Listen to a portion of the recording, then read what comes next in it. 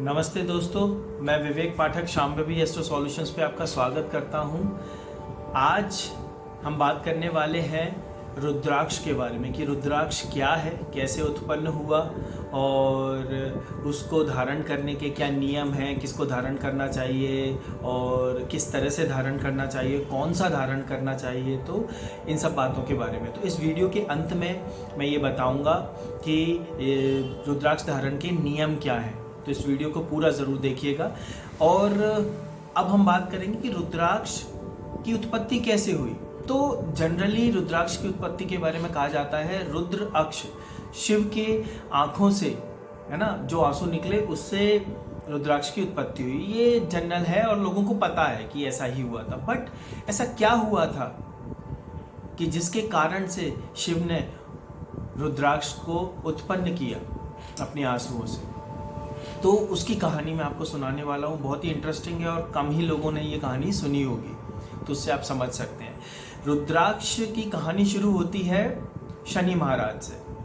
जी हाँ, तो रुद्राक्ष की कहानी सुनते सुनते आज हम ये भी जानेंगे कि शनि का एक और डिफरेंट पर्सपेक्टिव क्या है, शनि क्या है, वो आप इस कहानी में वो भी समझेंगे। तो हम शुरू करते हैं। एक स्त्री थी जो शनि महाराज की परम भक्त थी। वो उनके इष्ट थे, उनकी पूजा करती थी। और पूजा ठीक है, वो शनि महाराज को के बताए गए रास्ते पे पूरी तरह से चलती थी। जिस तरह से शनि महाराज एक्सपेक्ट करते हैं कि किसी व्यक्ति को कैसा जीवन जीना चाहिए, क्या करना चाहिए, वो सभी कार्य करती थी और पूरे मन से, श्रद्धा से शनि की भक्ति करती थी। अब उस स्त्री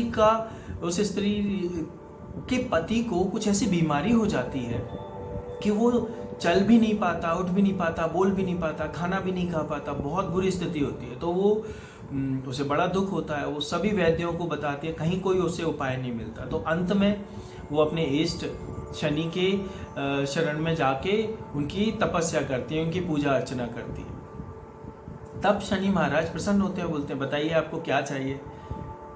तो वो बताती है कि आपको सब पता है, मुझे कुछ नहीं चाहिए, मुझे अपने पति स्वस्थ चाहिए और उनके साथ अपना जीवन व्यतीत करना चाहते हैं। शनि महाराज ने कहा ये तो संभव नहीं है, उनके कर्म ऐसे हैं कि उनको ये भोगना पड़ेगा, जो उनके साथ हो रहा है वही मेरा कार्य है। उन्होंने बोला मुझे नहीं पता प्रभु, मैंने जो कुछ भी जीवन में पाया है वो सिर्फ आपकी शरण में पाया है, अब आप देख लीजिए क्या कर सकते हैं। शनि महाराज उनकी भक्ति से बहुत प्रसन्न थे, इम्प्रेस थे कि ये वो लेडी है जो बिल्कुल 100% एक्यूरेसी के साथ जीती है जैसा जीना चाहिए।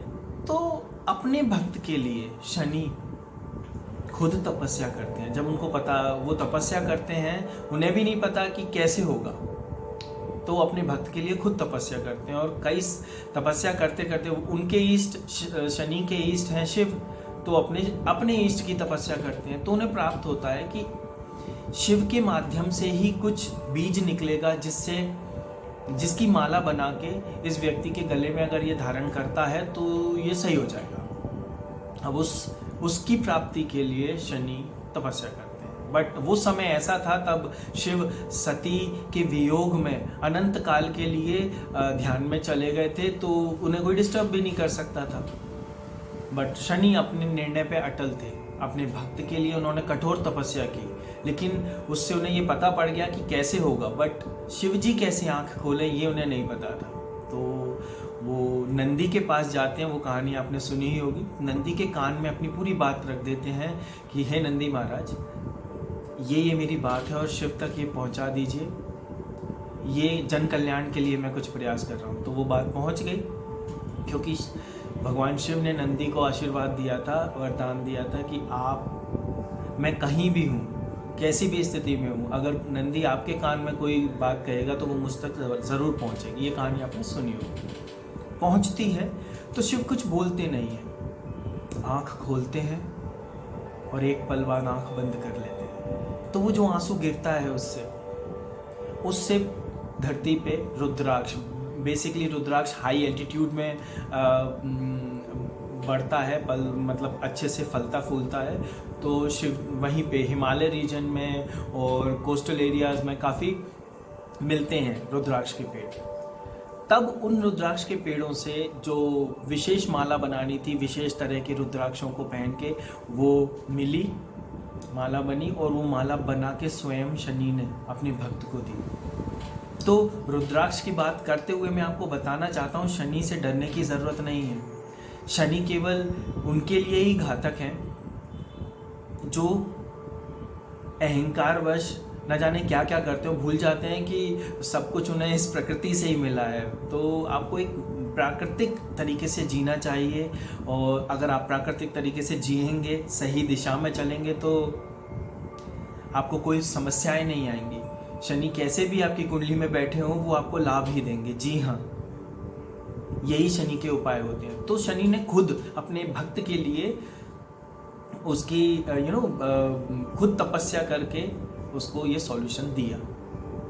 तो इस तरह से रुद्राक्ष क्या करता है? रुद्राक्ष आपके जीवन में बैलेंस लाता है, मानसिक रूप से, शारीरिक रूप से आपके जीवन में बैलेंस लाता है। ऐसा बैलेंस लाता है कि आपके जीवन के जो मुख्य उद्देश्य हैं, सबसे पहले तो आपको शारीरिक रूप से स्थिर होना होता है, फिर आपको मानसिक रूप से स्थिर होना होता है, तब जाके आप आगे जीवन में कुछ कर पाते हैं। तो वो आपको हर दिशा में आगे बढ़ाने में सहायक होता है। आप गलत दिशा में जा रहे होंगे तो वो आपके अंदर से उन नेगेटिव एनर्जीज़ को न्यूट्रलाइज कर देगा। आपके शरीर में अगर कुछ नेगेटिव सिचुएशन बन रही होगी तो उसे न्यूट्रलाइज कर देगा। इसलिए रुद्राक्ष बहुत इंपॉर्टेंट है। आई हाईली रिकमेंड कि रुद्राक्ष सभी को पहनना चाहिए। अब रुद्राक्ष कौन सा किसको पहनना चाहिए? रुद्राक्ष 1 से 24 मुखी तक के होते हैं, और रुद्राक्ष कुछ विशेष भी होते हैं, गौरी, शंकर, गणेश, इस तरह से कुछ विशेष रुद्राक्ष भी होते हैं। तो जनरली जो सबसे पहला नियम है वो ये है कि केवल 5 मुखी रुद्राक्ष ऐसा है जिसे कोई भी धारण कर सकता है। ओके, अदरवाइज रुद्राक्ष आप किस जन्म नक्षत्र में पैदा हुए हैं, आपके इष्ट कौन हैं, और आपके लग्न के स्वामी क्या हैं, इन 3 चीज़ों को ध्यान में रखें। एक अच्छे एस्ट्रोलॉजर से पूछ के आप रुद्राक्ष धारण कर सकते हैं या रुद्राक्ष की माला धारण कर सकते हैं, वो डिपेंड करता है आपकी ज़रूरत पे। तो रुद्राक्ष इस तरह से धारण कर सकते हैं। और कई लोगों को मैंने देखा है कि वो रुद्राक्ष को चांदी में या सोने में या किसी धातु में मढ़ के रुद्राक्ष की माला बना लेते हैं। वो सबसे गलत तरीका है, क्योंकि कोई भी मेटल, स्पेशली ये 3 मेटल, सोना, चांदी और तांबा, ये 3 मेटल ऐसे होते हैं जिसमें बहुत हाई लेवल पे इलेक्ट्रिसिटी होती है, जनरल से थोड़ी अप होती है। तो वो रुद्राक्ष का जो ऑरा है, रुद्राक्ष का जो मैग्नेटिक फील्ड है, रुद्राक्ष का जो एनर्जी फील्ड है, उसे डिस्टर्ब करता है, उसे डिटोरिएट करता है। तो रुद्राक्ष आपको वो फल नहीं दे पाते हैं। तो मैं आपको सजेस्ट कर रहा हूँ, ये रुद्राक्ष कोई सजावट की चीज़ नहीं है जिसे दिखावे के लिए आप पहनते हैं। रुद्राक्ष धारण करके उसे ऐसे पहने रहें कि वो आपके शरीर से जुड़ा रहे। और रुद्राक्ष बहुत से लोग कपड़े के ऊपर पहनते हैं दिखावे के लिए, नो, मतलब ही नहीं है उसका। आप उसे ऐसे पहने कि वो आपके शरीर से जुड़ा रहे। तो रुद्राक्ष एक विशेष वस्तु है और वो हमें तपस्या से मिली है, तो हमें उसका उपयोग करना है, और ये हमारे जीवन के सभी एस्पेक्ट को बेनिफिट प्रोवाइड करता है। तो आप रुद्राक्ष ज़रूर धारण करें। ये रेमेडी है, जनरल रेमेडी है, स्पेसिफिक रेमेडी है, आपके जीवन को सही डायरेक्शन में जाने के लिए, पहुंचाने के लिए मदद करता है रुद्राक्ष। ओम नमः शिवाय।